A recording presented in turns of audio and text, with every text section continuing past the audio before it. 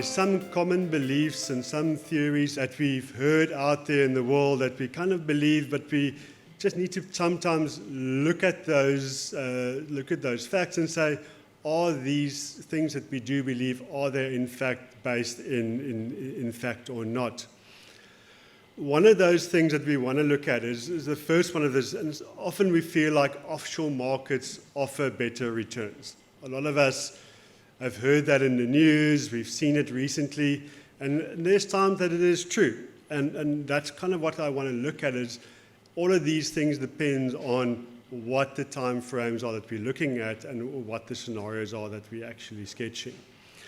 So the first slide that I want to have a look at and kind of just showing you this is kind of it goes from 2010, so it's kind of the last 14 years. And the top line there, I'm not going to exactly explain what each line is. The top line is the US economy.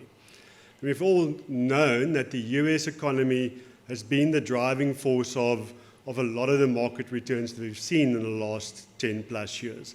And that reflects in there. All those other lines, those are the rest of the world. So it's us, it's Europe, it's Japan, it's UK.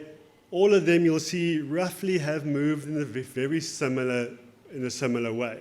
So to a large degree, from that you'd be able to see that the US really has been much of an outlier over the last 14 years in terms of market growth.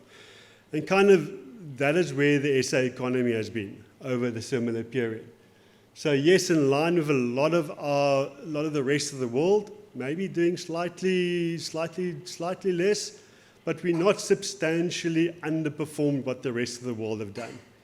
The big difference really has been what has happened in the US market over the last 14 years versus the rest of the world, not necessarily the US market or the rest of the world versus what has happened in South Africa. I think that's the one thing that we need to kind of keep in mind. If I say, let's look at it slightly differently, and let's just change those time frames.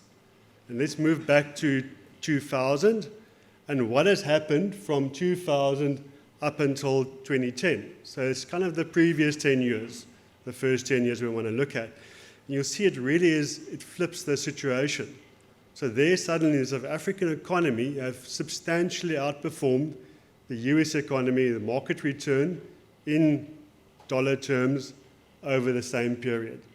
So it's not necessarily taken from that because the US economy have done so well over the last 14 years, that's always been the case like that, and therefore it is the obvious answer to have. And even if we take that slightly further back and look over the whole period, so looking over from 2000, where we looked at now, so for the previous 10 years, 2010, from 2000 till 2010, when the SA economy did really well. Then we looked at firstly the US economy doing very well since 2010 up until date. If we look over the full 24-year period, we still have outperformed the US economy by quite a bit over the full 24 years.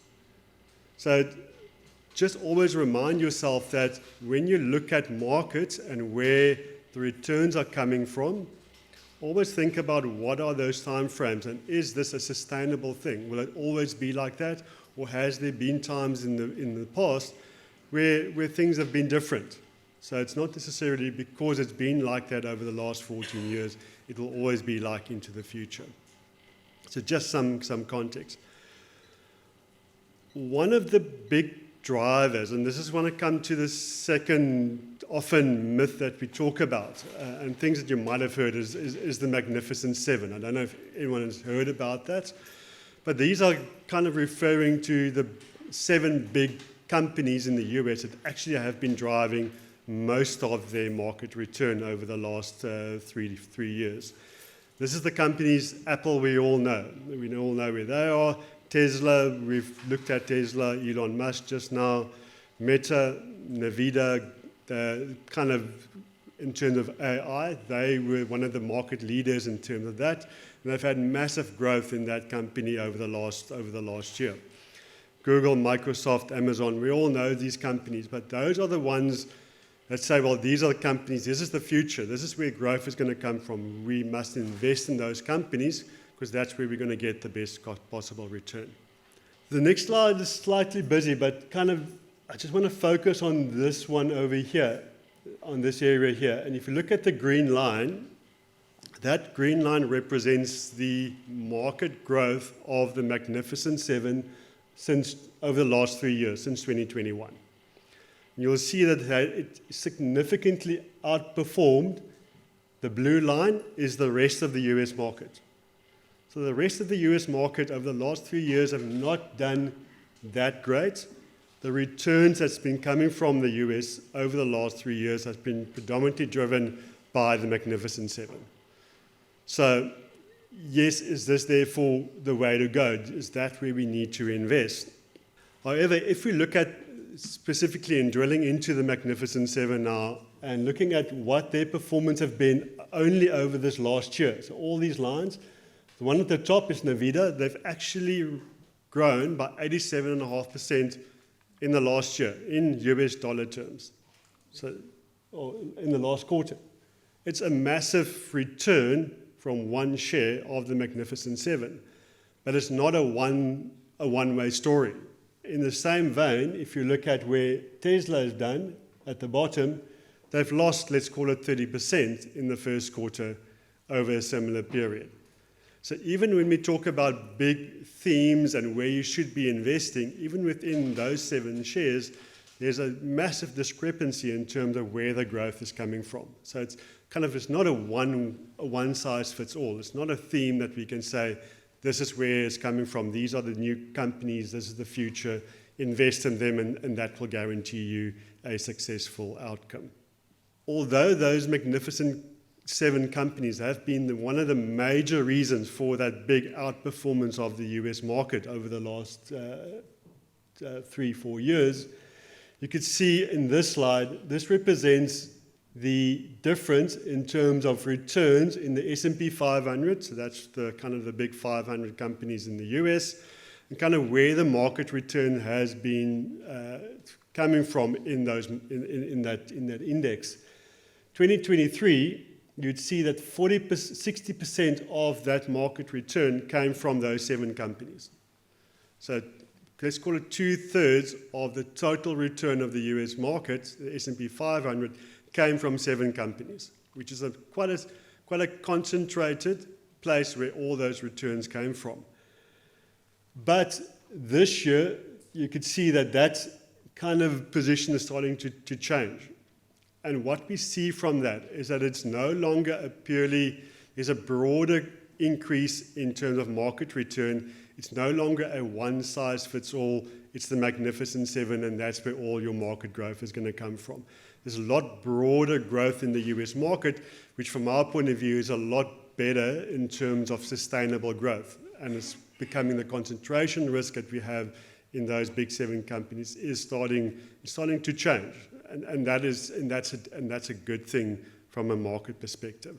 So always just keep in mind that when we do have these big themes, these things where often hype is driven up over specific companies, yes, there's often good reasons for that, but be careful about falling into the trap that would be the future for always. Always think about, you rather want to be a lot more diversified to be able to get a broader growth in your return, as opposed to being dependent on a specific theme that the market is running with.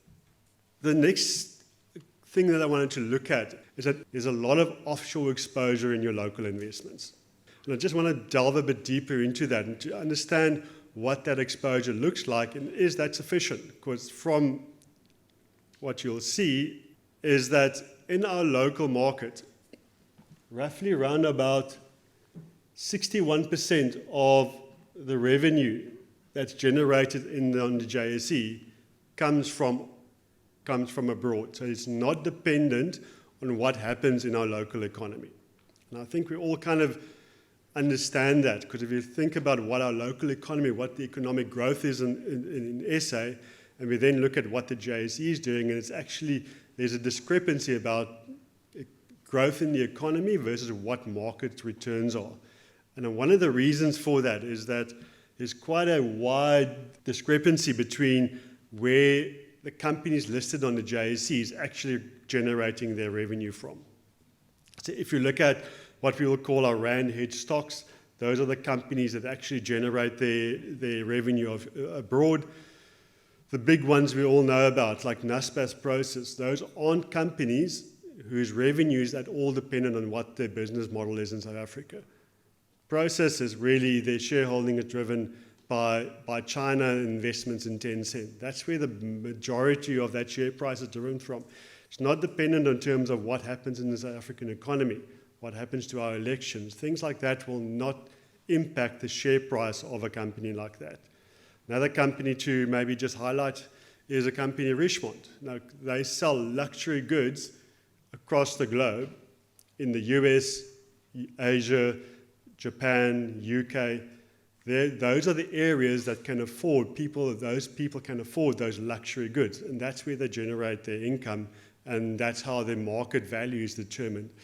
The amount of luxury goods sold in South Africa is minute in terms of what happens globally, so it doesn't impact that company's share prices.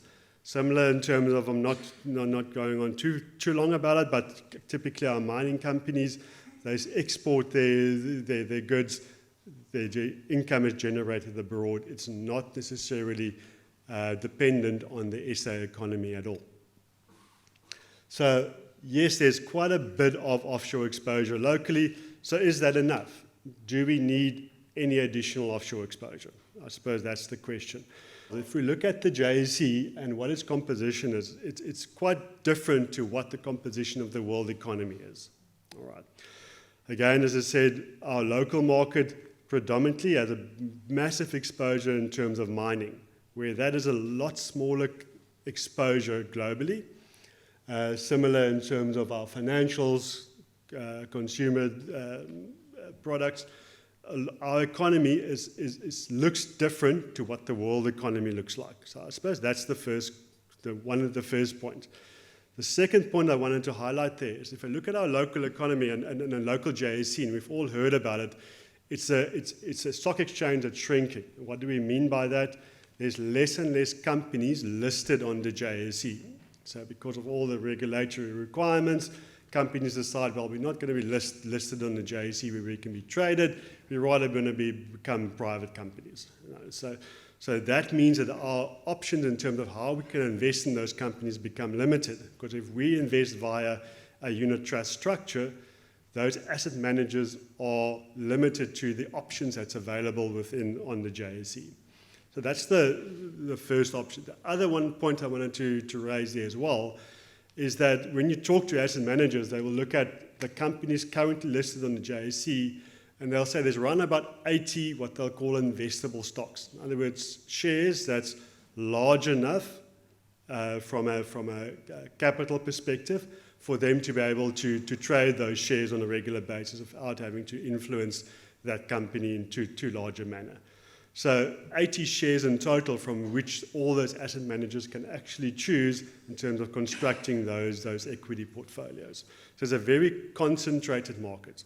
If we though compare that to a global equity portfolio, and this is a slide that comes from Portfolio Metrics, one of our discretionary fund managers, and that represents their global equity portfolio. The one point I wanted to highlight there is so we're no longer talking about 80 investable stocks that we have available on the JSE. Now suddenly that specific fund have over 2,000 individual shares that they invest in. So from a diversification point of view already there, we see that it's a lot more diversified, and therefore the risk that we take on in that type of portfolio will be a lot more diluted as opposed to the amount of risk that we take on in any specific equity portfolio like a South African one where we've kind of have 80 investable assets. Again, the other bit there as well is in terms of the economies. Like we have a large exposure to a US economy, but we also have economies exposure to Europe, to Asia, to Japan, to Australia. So it's a lot more diversified, and specifically from a geographical point of view as well. So where, yes, locally we've got a lot of risk happening in South Africa that's particular to South Africa, and that could affect how much exposure you would want to a specific geographical region.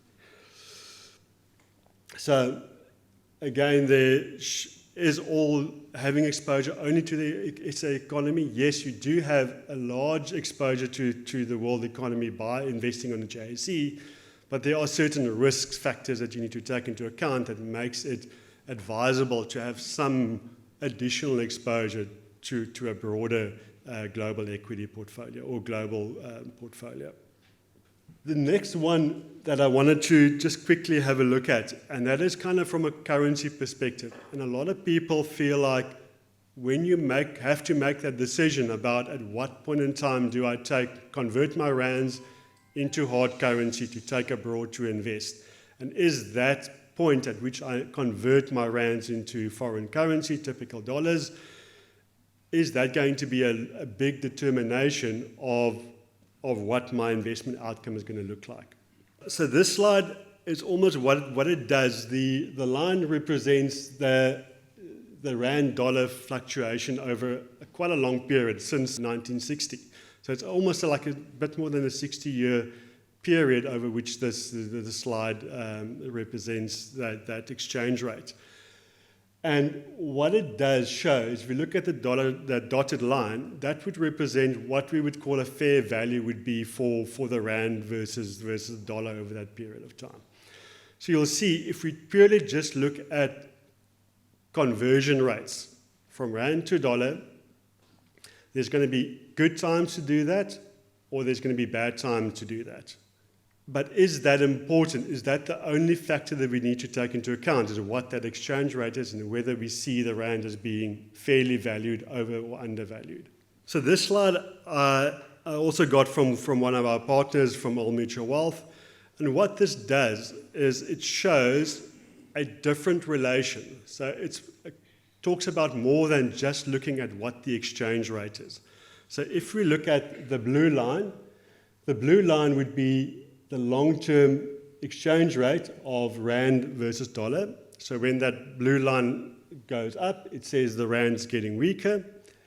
And when it goes down, it says the rand's getting stronger against the dollar.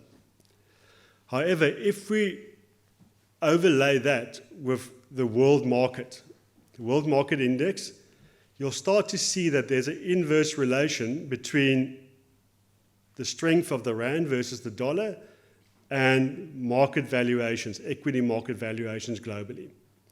And if you think about it, it kind of makes sense. If you think about when there's risk out in the world, we go away and we want to hide. Where do we hide? We go to the dollar, which means the dollar strengthens. So when there's risk in the world, dollar strengthens, and that also means typically there's a risk-off position, which means it's bad for equity markets. So equity markets typically do worse in those periods. And that's the relationship we want to have a look at there. So you'll see in 2008, the great financial crisis, yes, the rand devalued, a lot of risk out in the world, stock markets devalued. All right, similar things. So if we took out our rands at a weak point in time, so we got less rand or we got less dollars for our rand at that point in time, and we invested at that point in time. So in 2008, when the rand was weak, we decided to invest our money offshore. We did the exchange. Yes, we got less dollars for our rands, but the inverse of that is we actually then bought into a market that at that point in time is lower. So we actually didn't lose that much by investing at that point in time. So it kind of shows that there's less of a dependency on exactly how strong the rand is at that point in time, and it actually becomes less of an issue. It's more of do we invest and do we do that on a regular basis? That's almost more of a decision than what the relative strength of the rand is at any point in time. And kind of this slide, again, just highlights that point as well. So what this is the following. So the first bar at the side says, over a 22-year period, so again, going back to 2000, if we just invested money once per month, the capital that we took out represented in that solid green or solid red bar. That's the capital that we took out. Then the rest of it represents the market growth that we've had. So the first one says irrespective of what the rand dollar exchange rate is, once a month we decide to invest a similar amount into the world market. The one right on the right-hand side says we're going to time this. We know when the right time is. So we know when the rand is strong, at what point in time we want to go out, buy dollars.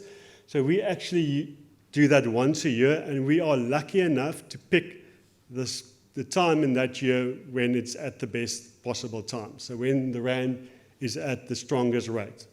So that's the best possible scenario that you could get. The one in the middle is we also do that once a year. We take money abroad, but we're unlucky. We choose the worst possible moment. So possibly the time that we feel like the most depressed about what's happening in our country. The rand is going weak. There's a lot of risk involved, and we kind of knee-jerk when we take money abroad. The interesting aspect of that is even if we go through that period, the difference between getting everything right versus everything wrong over a 22-year period is ultimately having a 15% differential in your investment, which is a fair amount, but it's not actually as big as what you would think. The interesting aspect of it is if we do that without necessarily wanting to time the market perfectly, and we get it right perfectly, but we kind of just take it out once a month over the 22-year period, we actually kind of end up in the middle, which we kind of would think about. So you're actually only 7% worse off from the guy who's been picking it perfectly, which is impossible, and the person who got everything wrong. So it really is something to think about, and especially when you think about how important timing is in terms of when do I need to take my money abroad. Is it the right time now? The more important question is rather to get access to overseas markets, rather get your money invested to get access to growth assets as opposed to kind of keeping your money in cash if your intention is to have a long-term investment growth with that investment. And then lastly, I just wanted to end off with something that's quite topical at the moment, and that's elections. So yes, we have a local election, but as we've seen now, from an investment perspective, our local economy is about 0.4% of the world economy. So if we talk about global investments, it might not be that important. What actually probably is more important is what happens in the US, because that's still 60% of world markets. It sits there.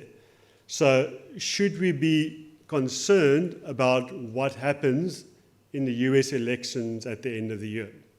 All right, so two quite different candidates that we've got, and both of them very strong support on both sides, and there's a lot of opinion about what a victory to either one of them would have to markets.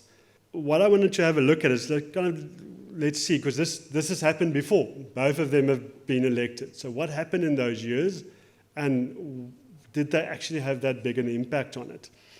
So in 2017, when Donald Trump became president of the US market, of the US, typically a Republican would be seen as positive for markets. If you look at what happened in that same year, in 2017, to the US market, it grew quite nicely. It had a really good growth in that year. So it seems like that theory kind of played out. There was tax cuts. Was it positive for the market? Seemed to be like that. But then in 2021, Joe Biden became president. He's a Democrat. Typically, the common understanding of a Democratic victory and what their solutions would be to raise taxes, to provide broader social support for Americans. And those type of things normally is not positive for markets. But if you look at what happened in the market in 2021 in the US, they had a substantial growth of almost 29%. Was that because of the policies that Joe Biden brought in, or was it a recovery that we had from 2020 from COVID? Difficult to say.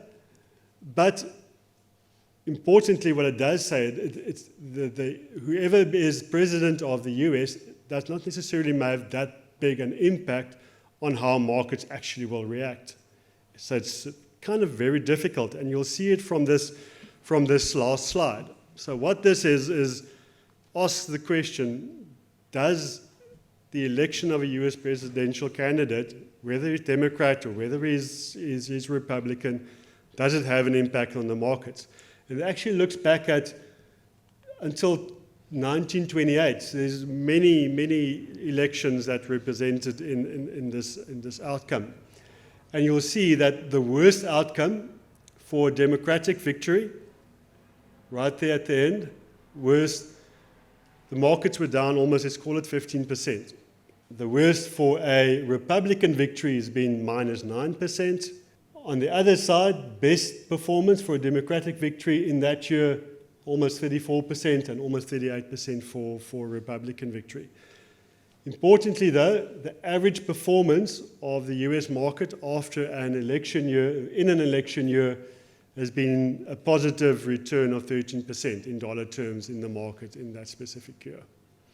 So, not saying that when there's a new US president next year, there's going to be a positive year.